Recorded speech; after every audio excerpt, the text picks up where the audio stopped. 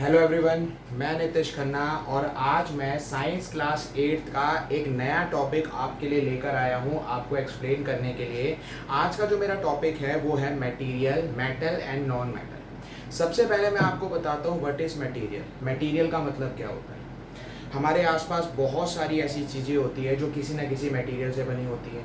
जैसे टेबल लकड़ी की बनी होती है, हमारी जो ज्वेलरी होती है वो गोल्ड या सिल्वर की बनी होती है, हमारे घर पे जो इलेक्ट्रिकल वायर्स होते हैं वो कॉपर के या एल्युमिनियम के बने होते हैं और उनके ऊपर जो कवरिंग होती है वो प्लास्टिक की या रबड़ की होती है। तो आप ये देखेंगे कि हमारे आसपास जितनी भी चीज़ों का प्रयोग किया जाता है वो किसी न किसी मटेरियल की बनी होती है।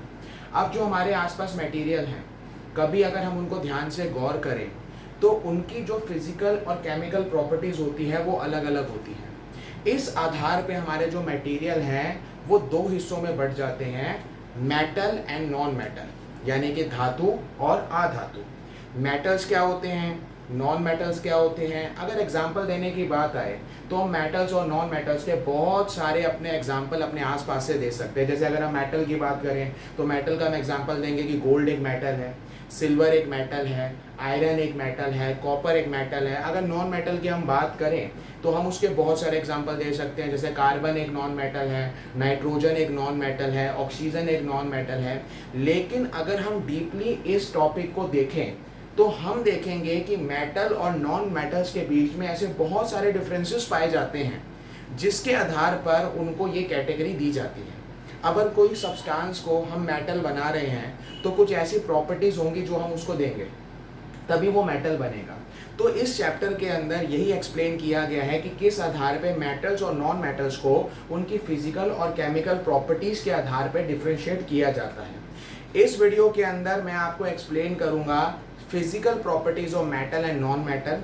हालांकि इस वीडियो के अंदर मैं सिर्फ आपको कुछ ऐसी फिजिकल प्रॉपर्टीज़ बताऊंगा जो सिर्फ मेटल के अंदर पाई जाती है, और ऑब्वियस सी बात है कि जो फिजिकल प्रॉपर्टी मेटल के अंदर होगी वो नॉन मेटल के अंदर नहीं पाई जाएगी। तो जल्दी से स्टार्ट करते हैं अपने इस एक्सप्लेनेशन को। और मैं सबसे पहले आपको एक इंट्रोडक्शन जो मैंने अभी आपको दिया, और अब मैं सबसे पहले स्टार्ट करता हूँ example of metals and non metals. जैसे मैंने आपको बताया कि अगर हम अपने आसपास देखें तो हमें मेटल्स और नॉन मेटल्स के बहुत सारे एग्जाम्पल देखने को मिलेंगे। जैसे कि मैंने यहाँ पर बोर्ड में लिखा हुआ है, अगर हम मेटल के एग्जांपल देखें तो उसमें गोल्ड है, सिल्वर है, आयरन है और बहुत सारे एग्जांपल। अगर मैं लिस्ट बनाना शुरू करूं तो बहुत सारे एग्जांपल मेरे बन सकते हैं। ऐसे अगर हम नॉन मेटल के अंदर देखें, कार्बन है, नाइट्रोजन है, ऑक्सीजन है। अब मैं आपको कुछ ऐसी फिजिकल प्रॉपर्टीज मेटल की बताने जा रहा हूं जिसके आधार पे आपको समझ आएगा कि अगर हम किसी एक मटेरियल को मेटल की कैटेगरी में लाते हैं तो उसके अंदर ऐसी कौन सी फिजिकल प्रॉपर्टीज होती हैं। तो सबसे पहले जो हमारी फिजिकल प्रॉपर्टी होती है वो होती है मेलेबिलिटी। मेलेबिलिटी का मतलब क्या होता है और ये प्रॉपर्टी मेटल के अंदर ही क्यों पाई जाती है, मैं इसके बारे में बताता हूँ। तो मेलेबिलिटी एक ऐसी प्रॉपर्टी होती है, आपने देखा होगा कि जो मेटल्स हैं आप अगर उनको बीट करते हो, आप अगर उनको मारते हो तो वो थिन शीट्स में चेंज हो जाते हैं। अब जैसे हमारे पास प्लास्टिक है, हमारे पास ग्लास है, अगर हम उसे बीट करें तो हम क्या देखते हैं, वो चकनाचूर हो जाते हैं, वो बट टूट जाते हैं, छोटे छोटे हिस्सों में टूट जाते हैं।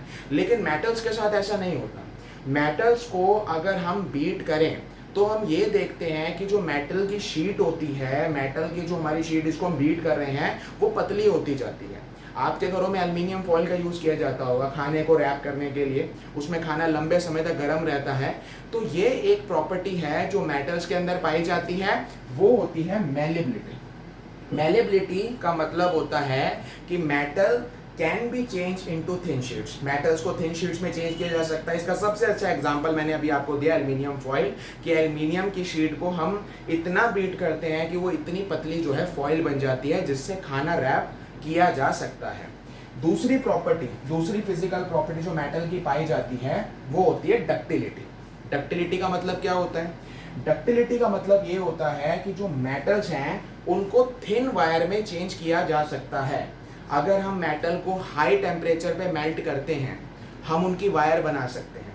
कहा जाता है कि सबसे ज़्यादा जो डक्टाइल मेटल होता है वो गोल्ड होता है। यही कारण है कि गोल्ड और सिल्वर का यूज़ बहुत ज़्यादा जो है ज्वेलरी बनाने के लिए किया जाता है, क्योंकि गोल्ड के अंदर डक्टिलिटी का जो है एक अच्छी क्वालिटी पाई जाती है, एक अच्छी कह सकते हैं कि उसके अंदर एक कैरेक्टरिस्टिक पाई जाती है। हालांकि सभी मेटल डक्टाइल होते हैं लेकिन गोल्ड सबसे ज़्यादा डक्टाइल होता है। यही कारण है कि ज्वेलरी के अंदर उसका सबसे ज़्यादा यूज़ किया जाता है। तीसरी फिजिकल प्रॉपर्टी जो मेटल्स के अंदर पाई जाती है वो होती है सोनोरिटी। कहते हैं मेटल्स आर सोनोरस। सोनोरस का मतलब क्या होता है? अगर आप कभी भी किसी एक मेटल को दूसरे मेटल से बीट करते हैं तो metal produce ringing sound. Metal ringing sound produce करते हैं। आपने अक्सर देखा होगा हमारे स्कूल की बेल होती है, वो एक मेटल की बनी होती है और उस पर दूसरे मेटल से वार किया जाता है तो रिंगिंग साउंड आती है। मंदिरों में जाते हैं तो मंदिरों के अंदर जो घंटियां लगी होती हैं वो सारी की सारी मेटल की बनी होती हैं। तो ये मेटल की प्रॉपर्टी होती है जिसको हम सोनोरिटी कहते हैं। अगली जो मेटल की हमारी फिजिकल प्रॉपर्टी होती है उसका नाम होता है इलेक्ट्रिकल कंडक्टिविटी। जैसे कि आपको पता है कि जो हमारे मेटल्स होते हैं वो good conductor of heat and electricity होते हैं, इसलिए हमारे घरों के अंदर जितने भी इलेक्ट्रिकल अप्लायंसेस होते हैं उनके अंदर जितना भी वायर यूज किया जाता है वो सारा का सारा हमारा मेटल का होता है, क्योंकि मेटल इलेक्ट्रिसिटी को कंडक्ट करते हैं। मेटल के अंदर इलेक्ट्रिक करंट का प्रवाह होता है। दूसरी बात, जो हमारे मेटल्स होते हैं वो एक अच्छे कंडक्टर होते हैं हीट के। यही कारण है कि हमारे किचन के अंदर खाना पकाने के लिए जितने भी बर्तन यूज किए जाते हैं वो सारे के सारे हमारे मेटल्स के होते हैं। तो अगर हम मेटल्स की फिजिकल प्रॉपर्टी की बात करें तो हम ये कहेंगे कि मेटल्स आर मैलिएबल, मतलब आप उनको थिन शीट्स में चेंज कर सकते हैं। मेटल्स आर डक्टाइल, मेटल से आप थिन वायर्स बना सकते हैं। मेटल आर सोनोरस, मेटल जो है वो सोनोरस होते हैं, यानी रिंगिंग साउंड प्रोड्यूस करते हैं। And metals are good conductor of heat and electricity. जबकि इसके उलट अगर हम नॉन मेटल्स की बात करें तो नॉन मेटल्स के अंदर ऐसी कोई फिजिकल प्रॉपर्टी नहीं पाई जाती है। ना तो नॉन मेटल्स मैलिएबल होते हैं, ना तो नॉन मेटल्स डक्टाइल होते हैं, ना तो नॉन मेटल सोनोरस होते हैं। अगर आप किसी भी एक प्लास्टिक की चीज को, जैसे मेरे हाथ में डस्टर ही है, अगर मैं इसको दूसरे एक प्लास्टिक की चीज से बीट करता हूं तो इतनी रिंगिंग साउंड नहीं आती। ये इस बात का प्रमाण है कि नॉन मेटल्स नॉन सोनोरस होते हैं। और आपने देखा होगा कि जो इलेक्ट्रिकल कंडक्टिविटी भी होती है नॉन मेटल्स की वो बहुत ज्यादा वीक होती है। जो मेटल्स हैं अगर वो इलेक्ट्रिसिटी को कंडक्ट करते हैं तो नॉन मेटल्स इलेक्ट्रिसिटी को कंडक्ट नहीं करते। और इसका भी फायदा हमें मिलता है। क्या फायदा मिलता है? आपने देखा है कि हमारे घरों में जो इलेक्ट्रिकल वायर्स होते हैं वो सारे के सारे मेटल्स के बनाए जाते हैं जिसके अंदर इलेक्ट्रिसिटी कंडक्ट करती है, लेकिन उसके ऊपर जो कवरिंग की जाती है वो नॉन मेटल्स की जाती है।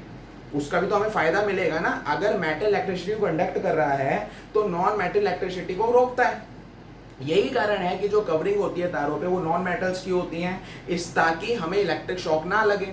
आपने देखा होगा जो इलेक्ट्रिशियंस होते हैं उसके पास जितने भी इलेक्ट्रिकल इक्विपमेंट्स होते हैं, जितने भी उसके पास टूल्स होते हैं, वो जो हमारे घर में लेकर आता है उनके ऊपर अगर वो मेटल के बने होते हैं तो उनके ऊपर जो कवर होता है, उनका जो हैंडल होता है वो नॉन मेटल का होता है, ताकि वो अपना काम करता रहे और उसको किसी तरह का इलेक्ट्रिकल शॉक भी ना लगे।